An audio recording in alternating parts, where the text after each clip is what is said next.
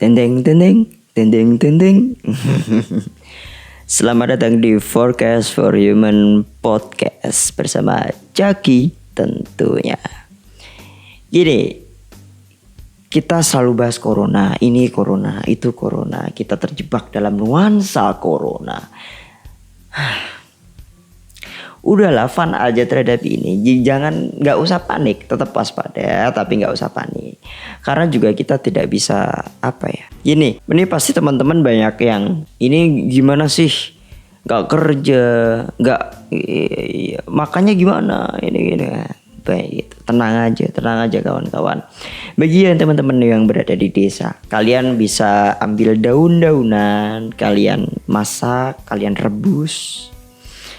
Bayangkan saja kita sedang berperang dengan Belanda. Dulu kan makanan diambil, kita nggak punya makanan.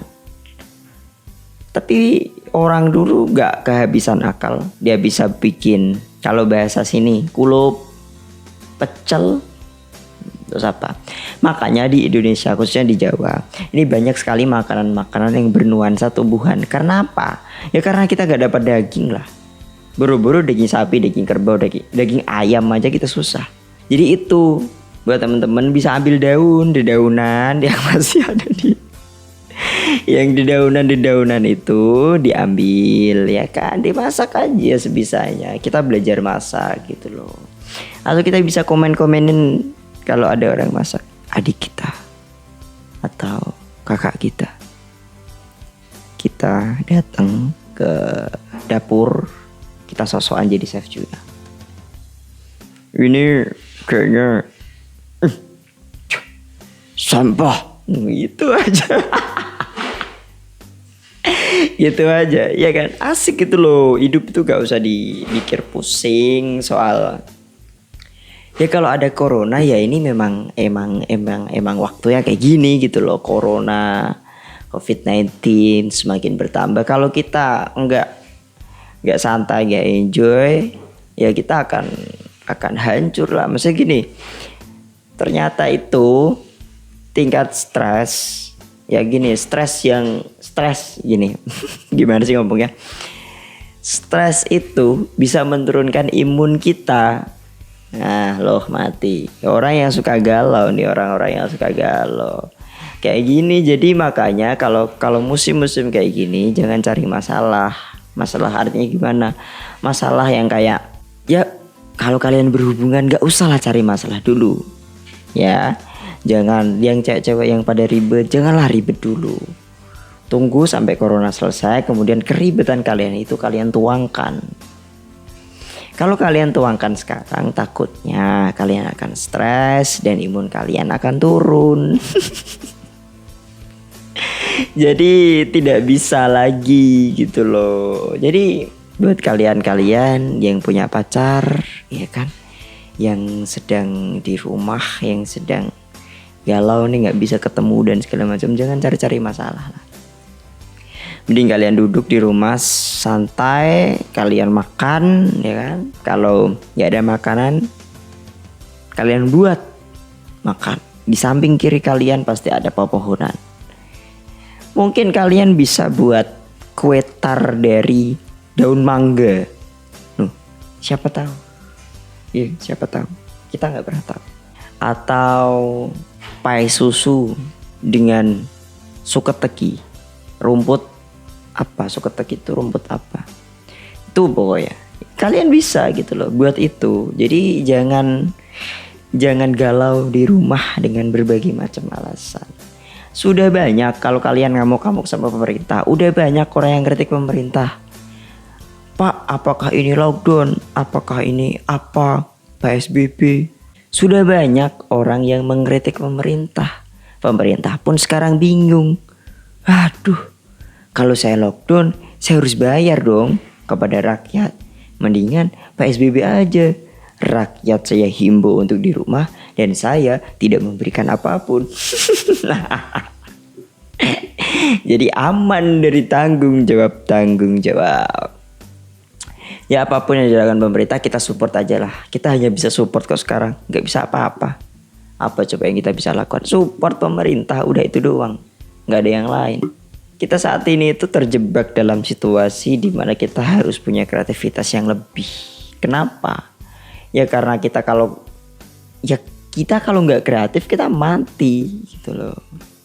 Kayak gini misal, ini kan habis makan terus buat kayak gini, daripada saya nyolong kan, daripada saya stres, daripada saya melakukan hal-hal yang enggak, memikirkan sesuatu yang tidak, mending saya berdamai dengan lingkungan saya. Mending saya buat kayak gini, mending saya enjoy dengan situasi yang seperti ini. Sadarilah bahwa kita tidak akan pernah bisa kita tidak akan pernah bisa menerka atau merangkai lingkungan kita sesuai dengan keadaan kita. Nggak akan pernah bisa. Yang kita bisa adalah bagaimana cara diri kita beradaptasi dengan lingkungan dan situasi kita sekarang. Itu yang bisa kita lakukan. Ya kalau kita cuma berdiam diri, kita nyalahin ini kok ada corona gini, mati kalian. Mati. Saya jamin mati. Kalian stres, imun kalian turun, kalian keluar beli tempe, kena corona, kalian pulang batuk-batuk, sakit-sakit, dibawa ke rumah sakit. Mati kalian. Gitu loh. Kalian mati terus ditolak. Ini ada juga. Ini para masyarakat yang menolak adanya kasus corona. Ini juga gila. Gini loh. Kita itu sebagai manusia seharusnya sadar bahwa kita akan hadir di dunia ini dan akan meninggalkan dunia ini. Seharusnya kita sadar itu. Poinnya itu. Untuk menuju proses seperti itu, kita harus menghargai kehadiran dan masa peninggalan enggak dong ya. Ya maksudnya hidup dan mati seseorang, kita harus menghargai itu. Kalau ada anak bayi lahir, kita sukacita, anak si ini lahir dan segala macam.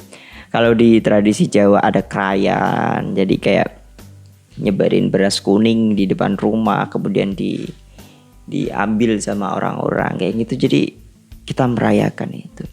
Kemudian kematian juga sama, merayakan kematian tapi bukan dengan senang kayak happy dan segala. Enggak.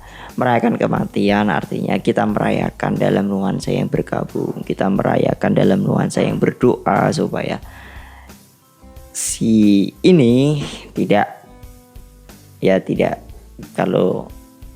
disiksa dan segala macam. Maksudnya kita mendoakan yang terbaik untuk dia, segala kesalahan yang kita maafkan dan segala macam. Gitu loh. Jangan malah ditolak, apa salahnya Malah di Semarang kemarin itu ada seorang perawat yang ditolak. Kayak emang gak punya hati ya. Bener-bener dah, maksudnya gini loh. Gak habis pikir juga. Perawat itu orang yang ngerawat semua pasien yang ada di rumah sakit. Kita itu sedang butuh mereka. Kalau mereka ngambek, bayangin aja. Kalau mereka ngambek, kita bisa apa? Ya bisa duduk kayak gini, udah stres, mati di kamar, udah. Kita seringnya kayak gitu, kita ngeremehin seseorang, kita menolak ini dan segala macam. Kalian itu warga-warga desa, kalau kita mengerjakan sesuai dengan porsinya lah. Kalian itu bukan porsinya untuk menolak mereka dan mengatakan bahwa kalau kita tertular. Tidak, kalau itu sebuah kekhawatiran, oke, adalah sebuah kekhawatiran. Akan tetapi kita harus menyadari bahwa setiap orang itu pasti ada porsinya. Kalau kalian seorang petani, kalian bertanilah sebaik mungkin untuk menyiapkan pangan di Indonesia. Kalau kalian pengusaha, sadarilah bahwa saya adalah pengusaha, saya harus banyak membantu orang-orang. Pengusaha tekstil bisa buat masker. Pengusaha sembako bisa membagikan sembako. Jadi kita mengerjakan sesuai porsi kita gitu loh. Gak campur adul, gak ini ngapain, kemudian ini juga ngapain. Selebgram nyebarin berita hoax, ya udahlah. Mbak juga si anak-anak anjing tuh, ada beberapa selebgram, katanya sih selebgram, katanya. Ada anak-anak di selebgram tuh juga kayak gitu. Dia Ya kayak apa, main-main hand sanitizer yang ada di sebuah toko, kemudian dia ya udahlah, orang-orang kayak gila itu harus di bumi hanguskan sih. Tapi sayangnya orang-orang yang kayak gitu justru malah dia yang mendapatkan privilege buat terkenal. Kemudian ini juga, saya juga ngeritik buat kalian-kalian, ini anak-anak yang suka TikTok. Kalian kan ada sekitar pengikut, ada lumayan dong, minimal ada 1.000-2.000 orang yang mengikuti kalian. Tolonglah buat donasi gitu loh anak TikTok, 5.000-an juga gak apa-apa lah. Saya tahu kalian itu, ya oke. Buat donasi gitu loh, buat donasi 5.000-an per orang. Kayak kalau kalian ada 1.000 udah berapa? Lumayan dong buat membantu, artinya setiap apa yang kalian lakukan itu bisa ada kontribusinya buat negara ini. Kalian cuman buat TikTok 1 menit 2 menit jadi nggak ada dong kontribusinya. Ya buat anak-anak TikTok tuh, jadi jangan cuman buat TikTok doang lah. Jadi buat donasi gitu anak-anak TikTok. Oke, yang ini sekarang juga ada yang challenge Nora, yang kalau like-nya tembus gini, komennya tembus gini, goblok. Itu juga Nora tuh. Tapi gak apa-apa kalau kalian tembus 5.000, tembus 10.000, like-nya tembus 1.000.000. Nah tuh orang-orang suruh donasi. Kalau 1.000.000 kalian bisa ambil 10%-nya aja, kalian udah dapat 100.000. 100.000 manusia, 100.000 manusia. Kalau kalian suruh donasi berapa? 5.000-an atau 10.000-an gitu aja, itu bisa menyumbangkan. Ya jelas dong gitu loh.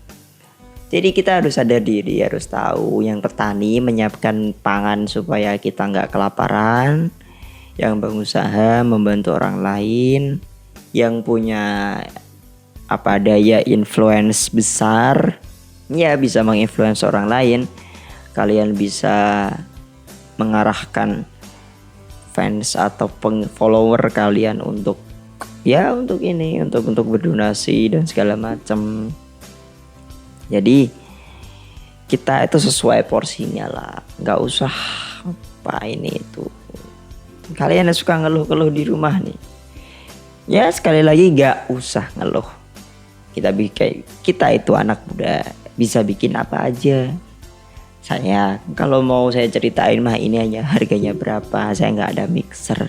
Ini lampu juga beli diskon di CDID 2.500 kayaknya. Lampu ini lightingnya saya pakai. Saya juga ini pakai handphone.